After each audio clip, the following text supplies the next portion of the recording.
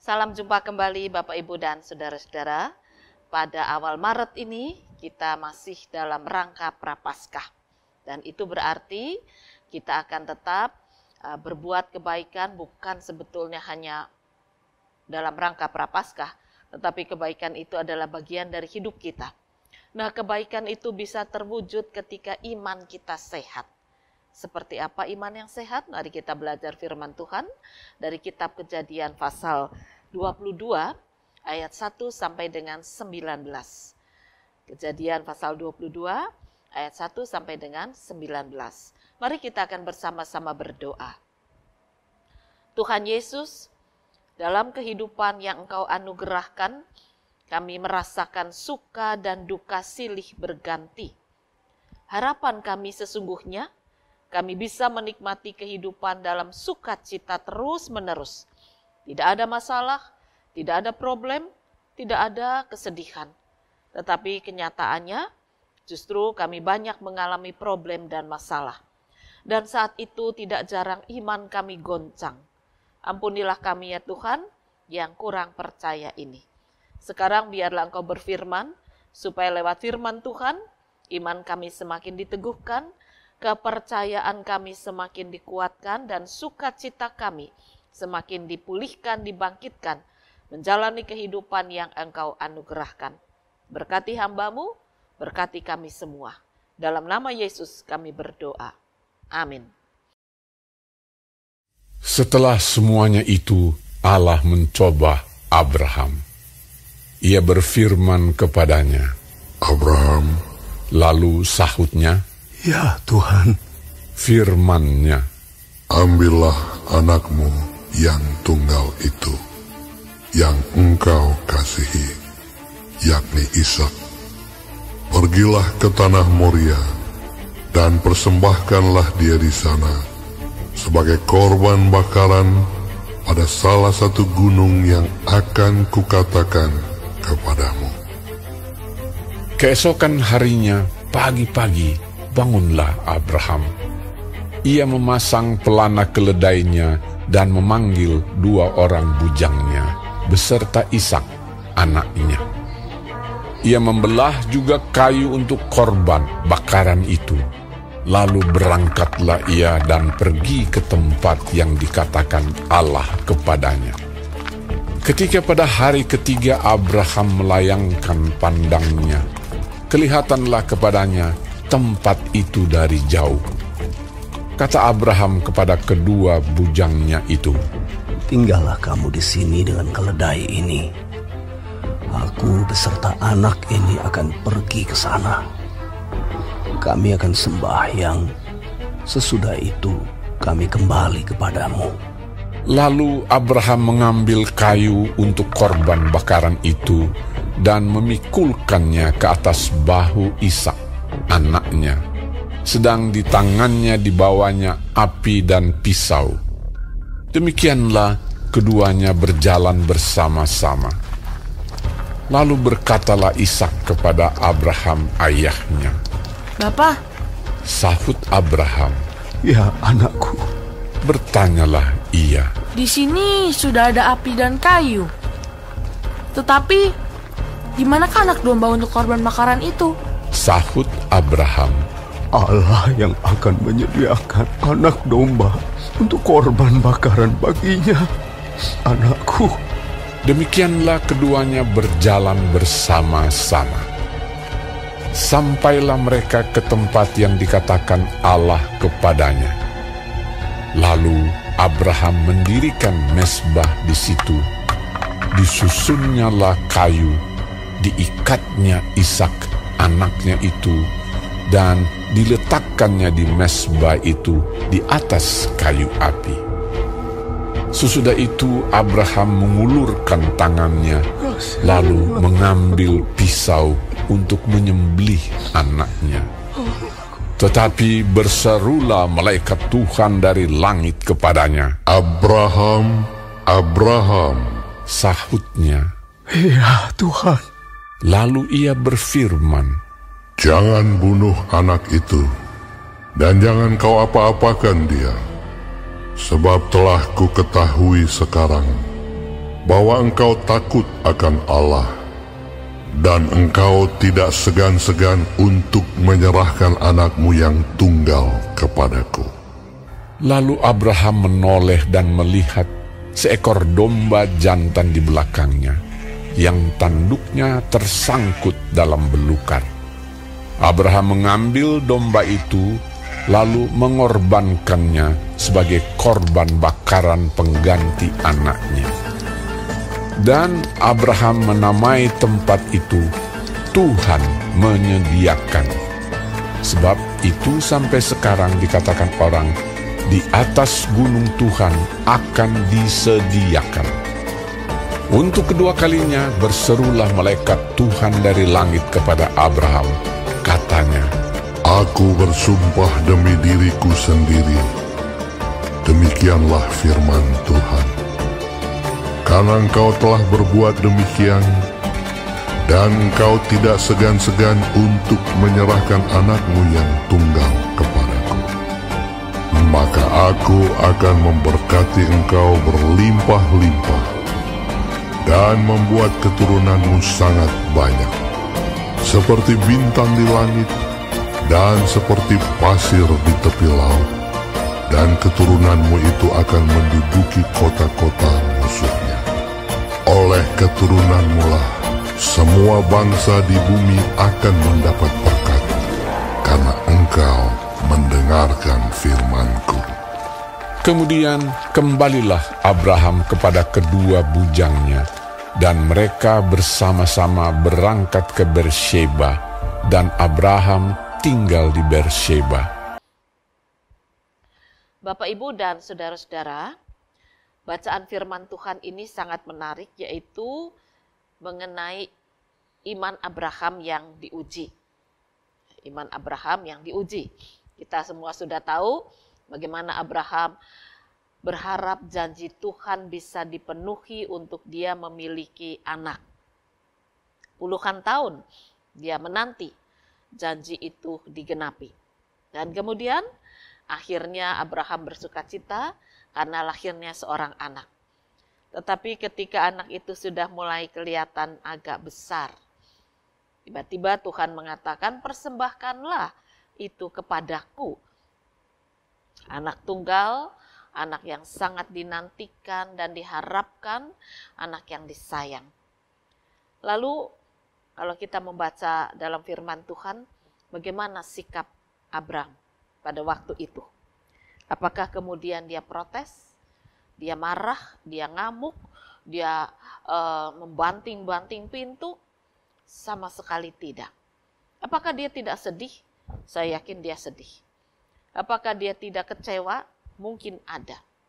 Tetapi semua itu disembunyikan di hadapan istri, anak, dan seluruh karyawannya.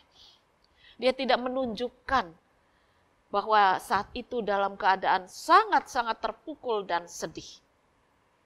Dia hanya meminta kepada para pembantu untuk menyiapkan segala sesuatu untuk diadakan atau dia mau mengadakan pembangunan mezbah pengorbanan.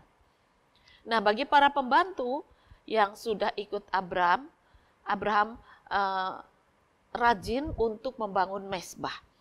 Oleh karena itu mereka tahu bagaimana cara mempersiapkan kayu bakar dan sebagainya. Karena Abraham itu rajin membangun mezbah. Dan disitulah imannya dibangkitkan. Imannya dikuatkan. Para pelayan tahu bahwa tuannya sangat setia kepada Allah yang disembahnya. Oleh karena itulah mereka mempersiapkan apa yang diminta oleh tuannya. Dan kemudian Abraham esok harinya mengajak anak tunggalnya. Anak tunggal ini ya nurut aja, karena dia tahu bapaknya sangat mengasihi dan dia juga anak yang taat. Dan oleh karena itu dia ikut. Ketika Abraham meminta supaya pelayan-pelayannya tinggal, cuma dia dan anaknya yang naik. Pelayannya juga nggak ngerti, kok bisa ya bosnya sekarang agak lain. Tapi ya mereka tahu bahwa Abraham ini orang yang baik. Jadi mereka tidak punya pikiran apapun yang jelek tentang Abraham. Sampai di atas, lalu anaknya tanya, mana dombanya, mana yang mau dipersembahkan? Lalu Abraham mengikat anaknya. Kok anaknya ya nurut? Ya mungkin anaknya ya sempat protes. Tetapi Abraham mungkin menjelaskan segala sesuatu kepada anaknya. Anaknya ya pasrah dah. Disitulah kita bisa melihat bahwa Abraham ini seorang yang beriman kepada Allah dalam senang dan juga dalam susah. Bertahun-tahun dia antara senang dan susah menjadi satu bagian, mengharapkan anak. Akhirnya anaknya lahir, adanya senang terus. Nah, ketika sedang senang-senangnya, dia diperhadapkan dengan masalah yang sangat susah, sangat sulit untuk ditolak. Hatinya hancur. Tetapi dia tetap mau percaya bahwa Allah itu hidup. Allah itu baik. Allah itu punya rencana yang tidak mungkin keliru. Nah, disitulah yang dikatakan iman pada waktu susah ataupun senang. Dan oleh karena itu ketika dia berupaya untuk mempersembahkan anaknya, sudah diikat, ditaruh di atas kayu bakar, tinggal disembelih. Maka saat itulah dikatakan malaikat Tuhan berkata, berhenti. Aku sudah tahu bahwa sesungguhnya engkau adalah orang yang beriman kepada Allah yang hidup dengan segenap hati, akal budi, dan pikiranmu. Dengan segenap sukacita, dengan segenap duka cita, dengan segenap kebahagiaan, dan segenap problem yang kamu hadapi. Kamu percaya Allahmu Allah yang hidup. Nah, oleh karena itulah kemenangan Abraham didapat karena dia percaya kepada Allah yang hidup dalam susah maupun dalam senang. Lalu bagaimana dengan kita Bapak Ibu dan saudara-saudara? Nyatanya dalam kehidupan kita hari lepas hari banyak susahnya. Ya, ada juga banyak senangnya. Tapi dalam masa-masa seperti ini saya yakin yang banyak senangnya itu segelintir orang. Lebih banyak yang merasakan susahnya. Pekerja susah, pemilik perusahaan susah, tuan-tuan susah, pelayan-pelayan susah, anak-anak susah, orang tua susah, laki susah, perempuan susah. Tidak ada yang tidak susah. Mau senang-senang dengan harta yang dia miliki saja, tidak bisa, susah. Lalu ada orang-orang yang mungkin berpikir, ya tidak apa-apalah kita pergi aja ke satu tempat lain. Mungkin di kotanya dikatakan pandeminya tinggi, lalu dia pergi ke tempat lain yang dianggap lebih aman, lalu menyelenggarakan pesta, lalu menyelenggarakan perjumpaan dengan anak-anak, menantu cucu, lalu menyelenggarakan perjumpaan dengan teman-teman, reunian, dianggapnya tempat itu tempat yang aman. Dan dia tidak tahu bahwa undangan-undangan yang dia undang itu mungkin ada juga orang-orang yang tidak aman. Dan berapa banyak orang-orang semacam itu dalam kesenangannya.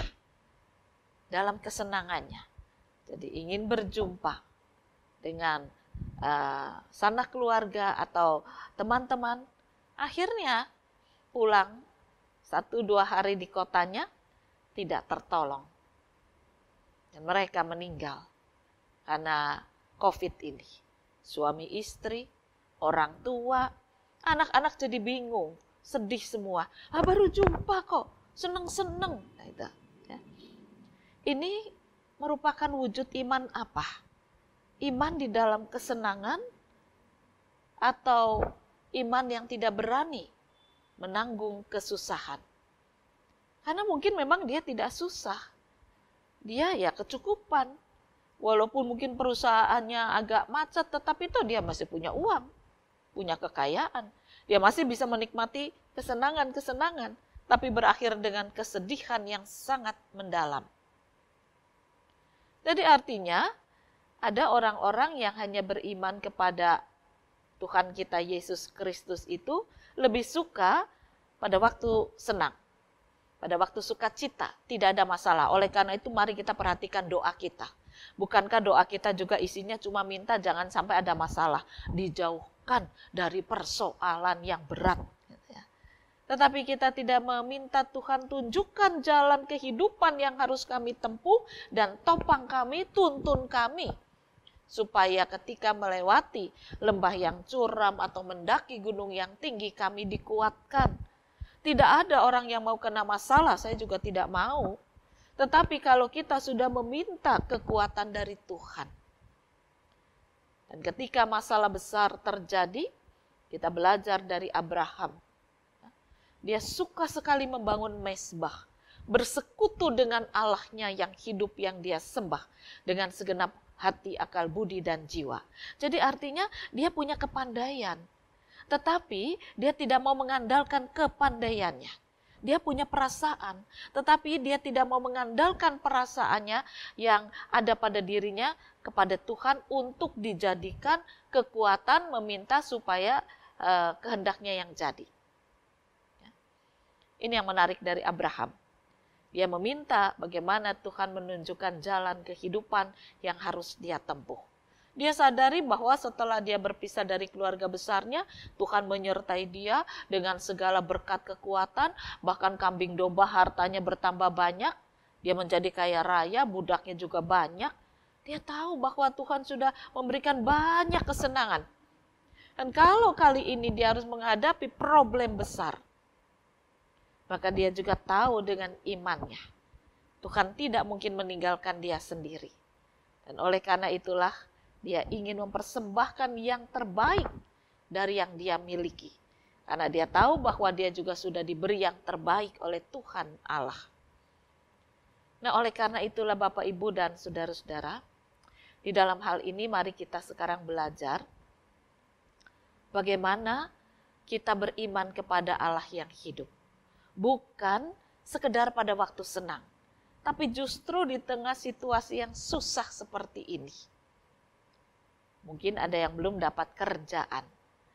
Mungkin ada yang usahanya bertambah sepi, walaupun pemerintah sudah berupaya untuk membangkitkan kembali usaha masyarakat. Tapi mungkin tidak semudah yang dibayangkan. Namun, tetapkah kita percaya bahwa Allah kita itu Allah yang hidup? Kita sudah diselamatkan di dalam Tuhan kita Yesus Kristus.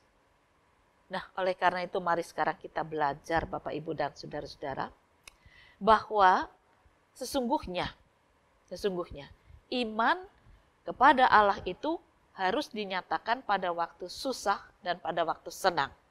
Atau pada waktu senang dan juga pada waktu susah.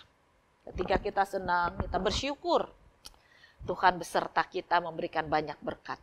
Tapi ketika kita menghadapi problem, mari kita dekatkan diri pada Tuhan dan tetap belajar bersyukur bahwa di tengah problem yang sangat berat seperti ini, Engkau Allah yang hidup, yang mengasihi kami, debu tanah ini, yang tidak berdaya ini, akal budi kami tidak mampu untuk mencerna segala rencana Tuhan. Tetapi kami mau mengasihi Engkau dengan segenap akal budi kami. Artinya kita meminta hikmat supaya kita mengerti apa yang sedang terjadi, penderitaan yang sedang kita alami ini bisa kita pahami, bisa kita mengerti karena kita yakin Tuhan tidak meninggalkan kita. Aku mau mengasihi dengan segenap hati. Artinya waktu susah pun kita tetap mengasihi Tuhan Allah di dalam Yesus Kristus. Nah, inilah iman yang benar. Dan iman seperti inilah yang mendatangkan kekuatan untuk hidup. Apakah kalau kita beriman dengan cara benar, iman waktu susah, waktu senang, lalu berkat Abraham juga akan dicurahkan? Iya, walaupun bentuknya beda-beda, ya, pasti berbeda. Tetapi Tuhan melihat anak-anak yang mengasihi Dia dengan sesungguh-sungguhnya, segenap hati, akal budi, dan jiwa. Maka Tuhan juga akan memberikan kekuatan, sukacita baru yang berlimpah, hingga umatnya ini boleh tahu, ketika beriman dalam susah dan senang, maka berkat yang diterima juga menguatkan langkah hidupnya. Tuhan hadir bukan pada waktu senang saja, tapi juga Tuhan hadir ketika ada problem dan kesusahan.